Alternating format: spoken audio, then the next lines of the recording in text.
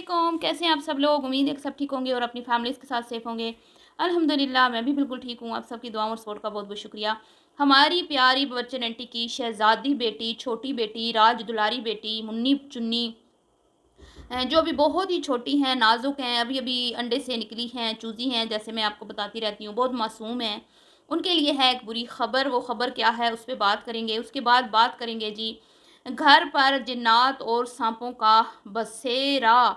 जिन्नात और साँपों से हमारी बच्चन आंटी का बहुत पुराना रिश्ता है, बहुत ही पुराना। उसके बाद बात करेंगे जी अ बस्ती-बस्ती खूबसूरत ज़िंदगी को किसकी नज़र लग गई, इस पे भी बात होगी और बात करेंगे कि इतना सारा खाना कौन खा गया, हैं पूरी देग किसने हड़प कर डाली।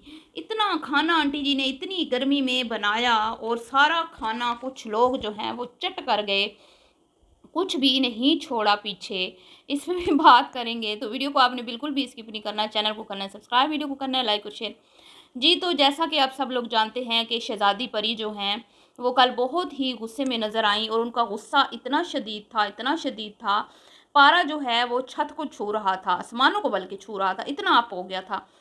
तो उन्होंने अपनी भड़ास जो है, पता नहीं उनको क्या था, किसकी नज़र लगी हुई थी, क्या उनको टेंशन थी, क्या परेशानी थी और वो जो बदुआएँ दे रही थी, बहुत बदुआएँ दे रही थी, बदुआएँ दे के जब वो थक गईं, तो फिर उसके बाद उन्होंने टॉपिक को चेंज किया। तो मुझे सिर्फ़ इतना कहना है राज दुलारी से कि आप इतनी टेंशन में क्यों थी, परेशान क्यों थी? आप तो दूसरों को बद्दुआएँ दे रही हैं और उस पे आमीन सुम्मा आमीन भी कह रही हैं। तो मुझे समझ नहीं आता कि आप किसकी बद्दुआओं की ज़द में हैं। अल्लाह रहम फरमाए आपके हाल पर। आपके जो हालात कल मैंने देखे हैं, मुझे ऐसा लगता है कि आप भी किसी की बद्दुआओं की ज़द में हैं। जिसकी वजह से आप का पारा जो है वो बहुत हाई था, बल्कि अब मैं क्या ही कहूँ, कुछ ज़्यादा ही टेम्परेचर जो है वो चढ़ गया था और आपने बस जैसे ही आप शुरू हुई हैं, आपने पीछे पलट के नहीं देखा कि मैं क्या कह रही हूँ।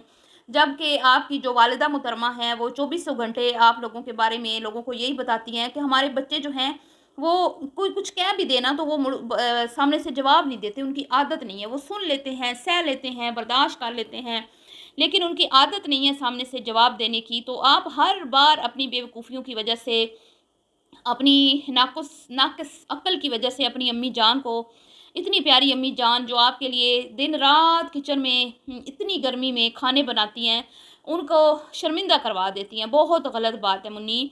जब से तुम आई हो, तुम्हारी खिदमत में अम्मी ने कोई कमी छोड़ी थी? क्या दिन-रात तुम्हारी खिदमत में तुम्हारी अम्मी और भाभी मामूर नहीं रहती? तुम्हारे मुँह से कोई बात निकलती नहीं है, तुम्हारी अम्मी, अब्बू, भाभी, भाई सब वो फ़ौरन पूरी करते हैं ना?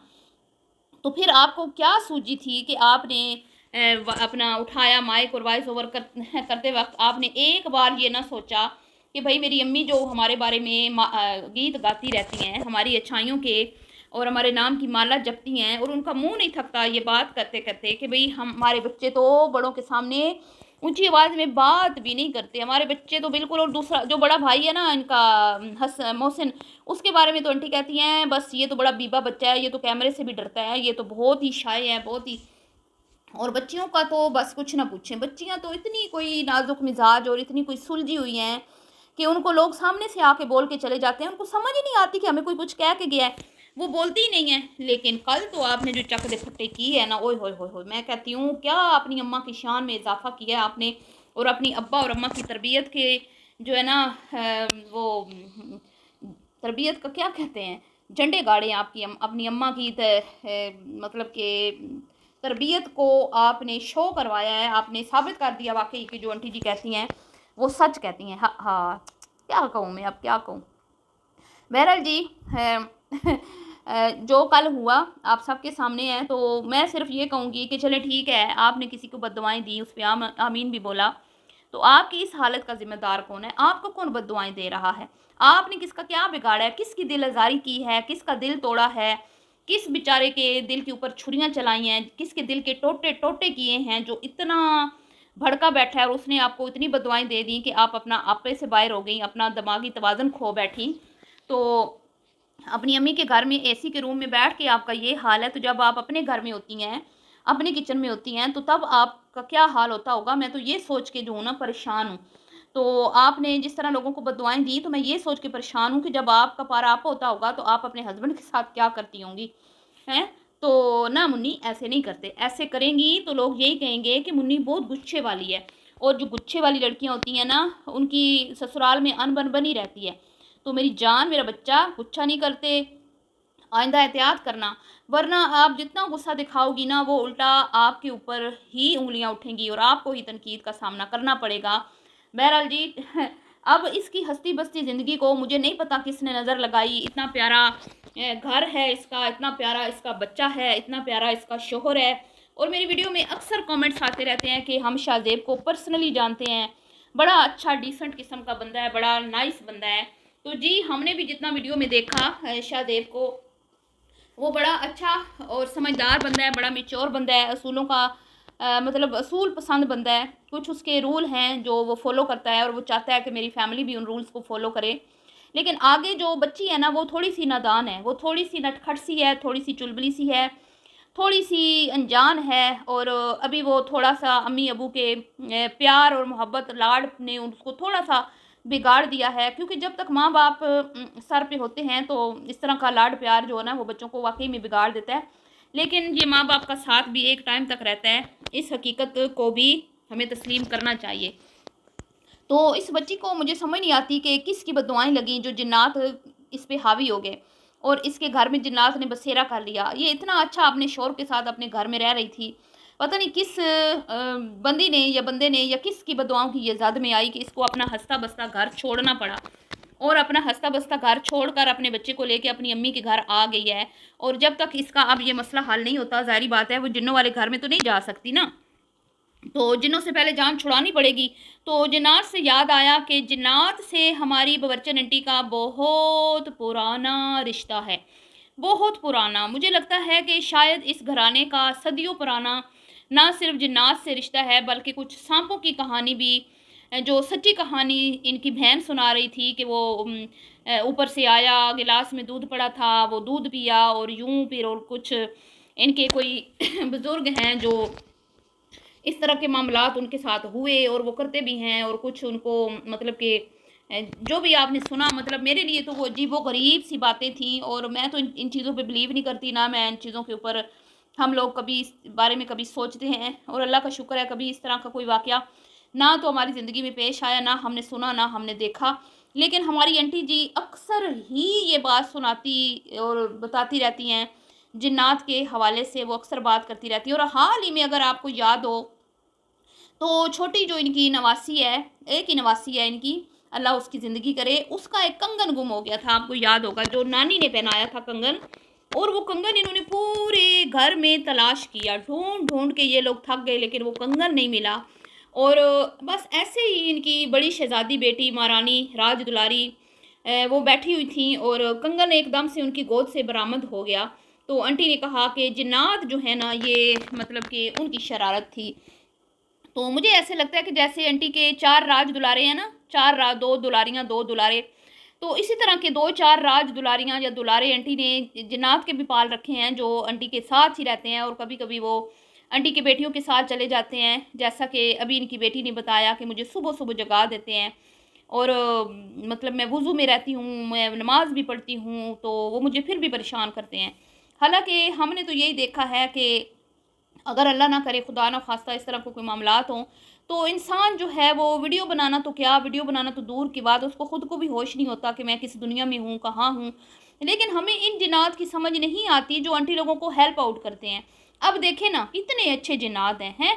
आंटी जी की बेटी के साथ भी जो जिन्नात हैं, उन्होंने आंटी की बेटी का कितना फ़ायदा सोचा कि उन जिन्नात ने गर्मी में आंटी की बेटी की कुकिंग से जान छुड़वा दी कि पुत्र तू जा, अम्मी के घर चली जा, हम तुम्हें यहाँ चैन से नहीं रहने देंगे। क्योंकि जब तू काम करती है ना, हमें बहुत दुख होता है, हमें अच्छा नहीं लगता तू गर्मी में अपने हस्बैंड के लिए खाना बना रही है, उसके कपड़े धो रही है, उसके कपड़े प्रेस कर रही है।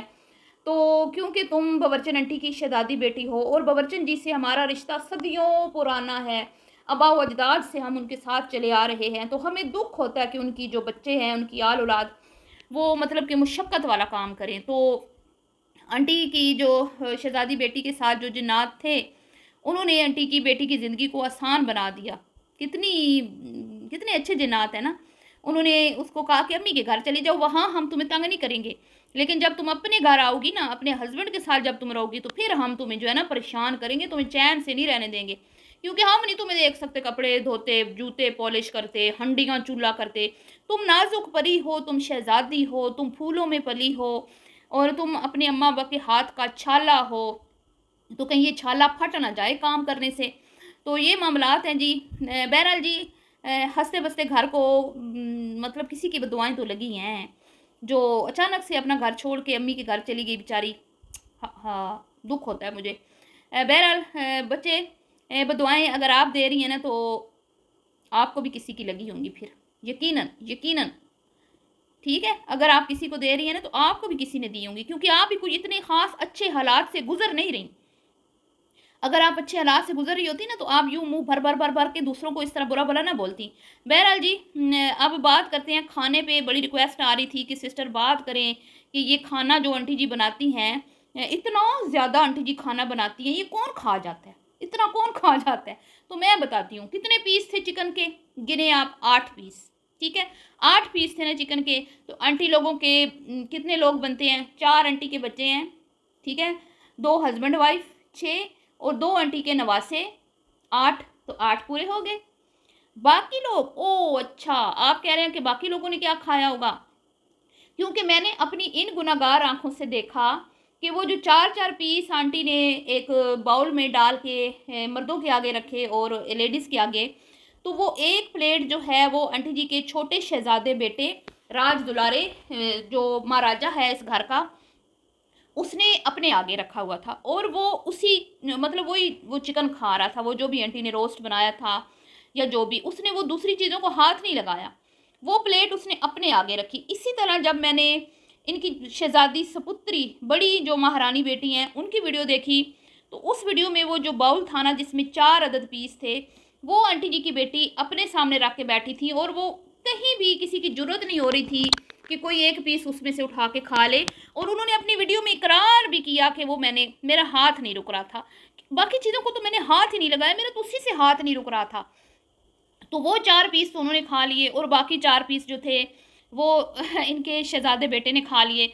उन्होंने तो अपने घर वालों का हिस्सा भी खा लिया, तो मेहमानों को कहाँ से वो मतलब कि खाने देंगे।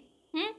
तो ये जो थोड़ी चीज़ बनती है ना, ये बनती है सिर्फ़ आंटी की शहज़ादियों के लिए और शहज़ादों के लिए, और वो भी 2 शहज़ादियाँ और 1 शहज़ादा, चौथे को मिले ना मिले कोई बात नहीं, कोई बात नहीं, वो कंप्रोमाइज़ कर लेता है। वो वैसे भी अपने क्या कहते हैं ना कि दोस्त के निकाह में शामिल था, वो वहीं से खा के आ गया होगा। तो बाकी मेहमानों ने क्या खाया, 6 अदद कबाब और बिरयानी।